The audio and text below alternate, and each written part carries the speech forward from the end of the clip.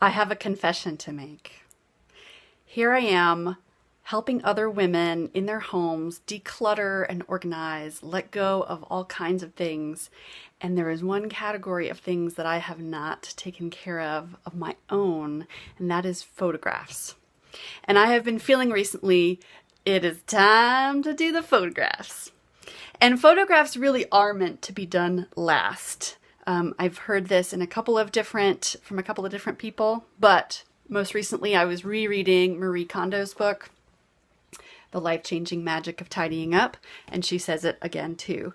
So she says that the process of deciding what to keep and what to discard will go much more smoothly if you begin with items that are easier to make decisions about, which in her kind of order of events, she starts with clothes and then books and then goes from there.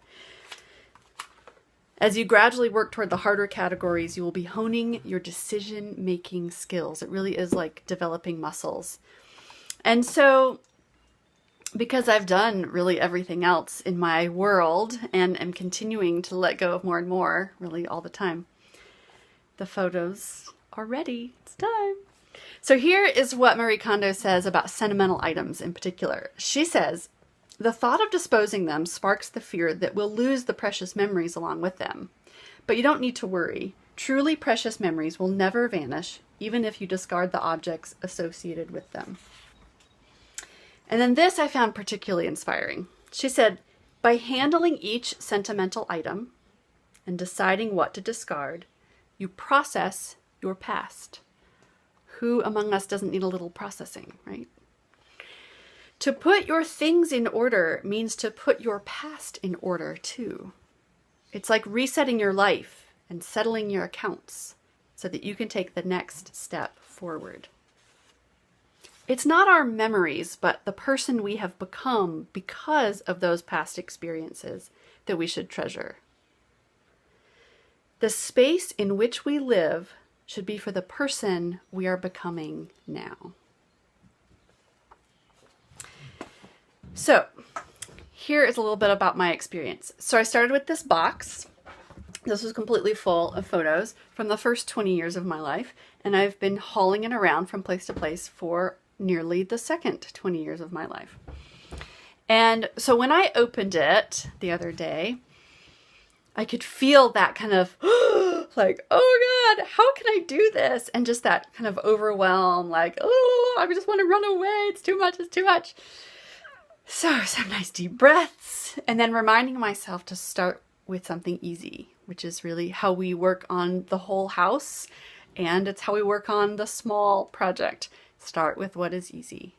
And so I reached for a section of photos that felt like, okay, that I think is going to be, it's less emotional. I know there are a bunch of bad photos in there that I've just never thrown away. And that got me started. So really it was getting started was the hard part. And then it was really exciting. It was invigorating. Like I actually stayed up late last night. I was tired, but I was excited. And it just felt like I am freeing up this energy that has been stuck in this box of photos. And I am releasing this energy into the rest of my life. And for me, with the Marie Kondo question of, does it spark joy? I take that with a little gentleness. So I do definitely do my best to check in. Does this spark joy? How does my body feel? What are the sensations in my body? Do I get an expansive feeling or do I get a contracted feeling? And then I try to just be quick, because usually that clarity comes quickly. So I'll be showing you a little clip of a time-lapse video that I took while I was culling the photos. And you'll see that it's time-lapse, so it's fast, but I was still also doing it pretty quickly because I'm just going off that like immediate response that I get in my body. So I'm not even necessarily asking, I'm not actually verbally asking, does it spark joy? It's more just like feeling. Ooh, that one, I love that. Ooh, blah, blah, blah, blah, blah, blah. Ooh, I love that photo. And when I talk about the gentleness that I add in to that question, I'm not going to berate myself for like, well, is it really joy that I feel for that photo? Or is it just sort of lukewarm joy?